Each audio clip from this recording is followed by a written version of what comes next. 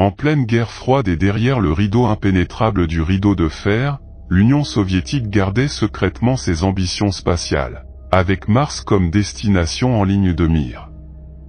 Contrairement à la transparence et aux relations ouvertes avec les médias de la NASA, les missions soviétiques ont été menées dans le plus strict secret.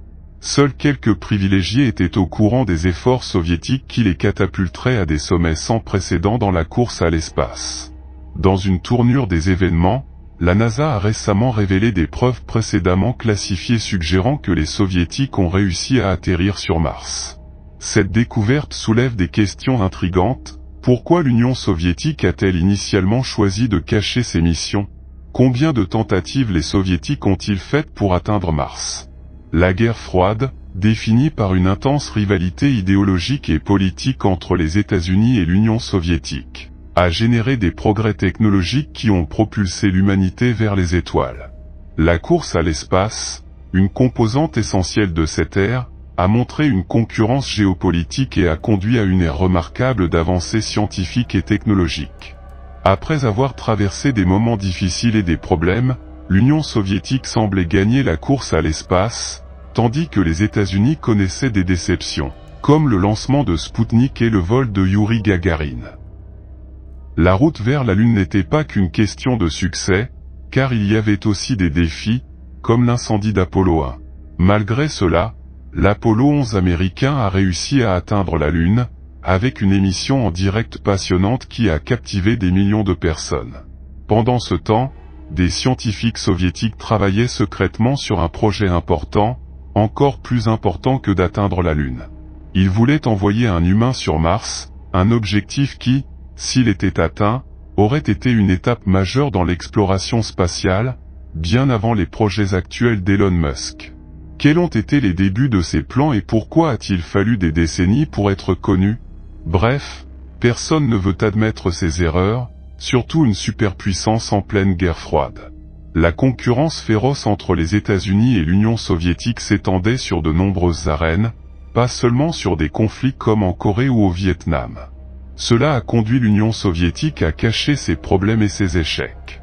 En 1960, 9 ans avant Apollo 11, les scientifiques soviétiques avaient déjà Mars en tête comme cible d'exploration, au-delà de la Lune.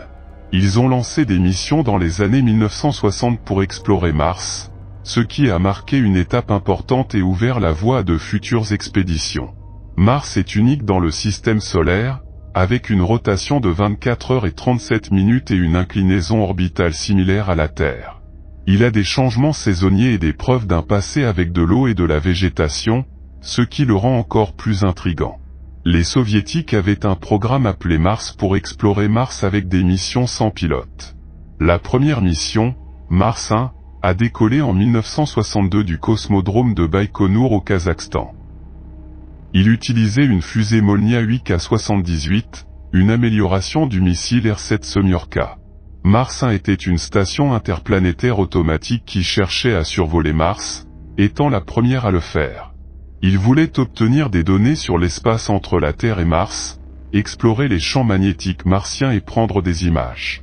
Le navire était de forme cylindrique avec des panneaux solaires et des antennes pour la communication. Un problème majeur survient le 21 mars 1963 lors de leur voyage vers Mars. La communication est coupée en raison de capteurs défectueux qui consomment de l'énergie. Mars 2 et Mars 3 ont également été perdus au lancement. En 1971, l'URSS a avancé avec le programme M4, qui comprenait Mars 2 et Mars 3. Les États-Unis ont lancé Mariner 9. Les missions Mars 2 et 3 voulaient atterrir en douceur sur Mars. Ils ont utilisé des navires identiques avec des modules orbitaux et d'atterrissage, plus un rover. Les atterrisseurs prendraient des images et des données de la surface. Mars 2 a été lancé en mai 1971 et est arrivé sur Mars en novembre de la même année. Environ 4,5 heures après avoir atteint Mars, le vaisseau spatial a libéré l'atterrisseur, mais un problème est survenu. Le module est entré dans l'atmosphère martienne au mauvais angle et à la mauvaise vitesse, impactant avant d'activer le parachute. Il s'est écrasé à un endroit précis. L'orbiteur a ajusté son orbite et activé ses instruments près de Mars. Mars 3, qui faisait partie du programme Mars de l'URSS dans les années 1970, avait un orbiteur et un atterrisseur. Le module a atterri en décembre 1971 et a transmis des images à la Terre, mais a perdu le contact. Il a été suggéré qu'une tempête de poussière a causé une perte de signal, similaire aux situations de guerre. Mars 3 a fourni des données sur Mars, telles que la basse pression et la température froide. L'orbiteur Mars 3 avait des problèmes de carburant et avait une orbite différente. Il transportait également un petit rover appelé Prop-M, qui explorait Mars à ski pour éviter les ennuis. Malgré sa simplicité, le test du rover a été un succès.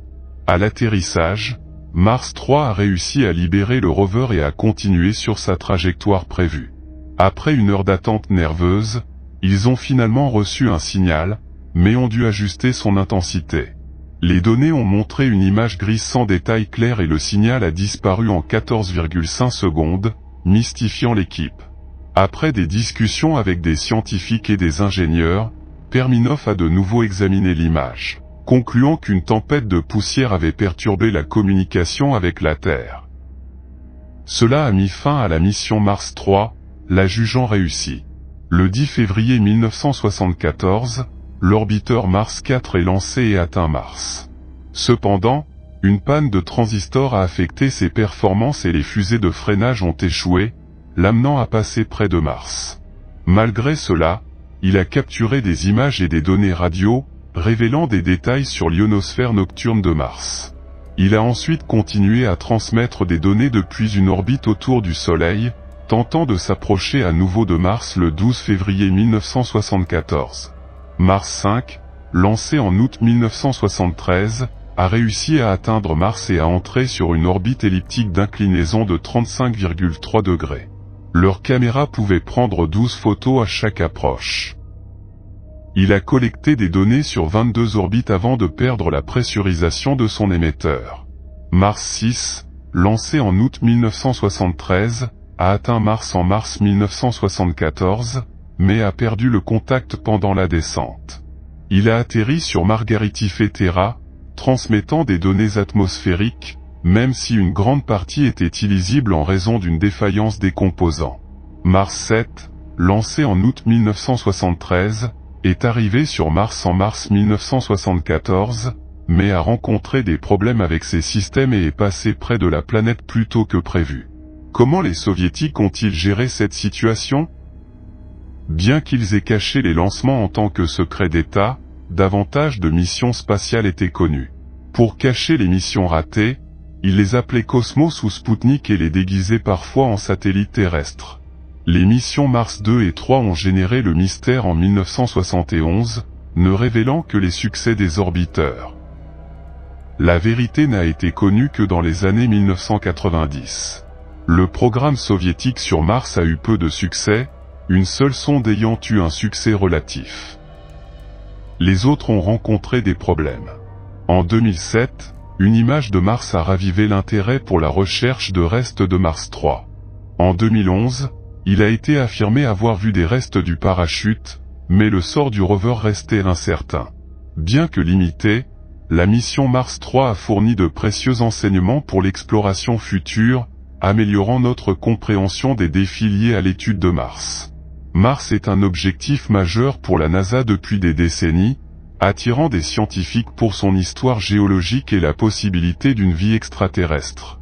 Les missions à venir sur Mars, telles que la mission de retour d'échantillons, marquent une étape importante dans l'exploration planétaire. Cette collaboration avec l'ESA prévoit d'apporter des échantillons de Mars sur Terre pour une analyse détaillée. Le Mars 2020 rover Perseverance a ouvert la voie en collectant des échantillons pour son retour. Un atterrisseur emportera un rover de l'ESA pour collecter les échantillons, lancés par une petite fusée martienne. Enfin, un orbiteur ramènera les échantillons dans un processus complexe mais passionnant. Une fois sur Terre, les échantillons seront mis à la disposition des scientifiques du monde entier dans des laboratoires avancés. Les analyses iront au-delà de ce que les rovers et les instruments sur Mars peuvent réaliser. Les données résultantes offriront des informations précieuses sur l'histoire, la géologie et la possibilité d'une vie passée sur Mars. La mission de retour d'échantillons sur Mars est une étape transformatrice dans notre quête pour comprendre cette planète voisine. Malgré des échecs notables du programme soviétique sur Mars, ces efforts ont jeté des bases solides pour l'exploration future. Les leçons apprises ont alimenté les avancées technologiques et une meilleure compréhension des voyages interplanétaires, renforçant notre vaisseau spatial et augmentant la confiance dans l'exploration de Mars.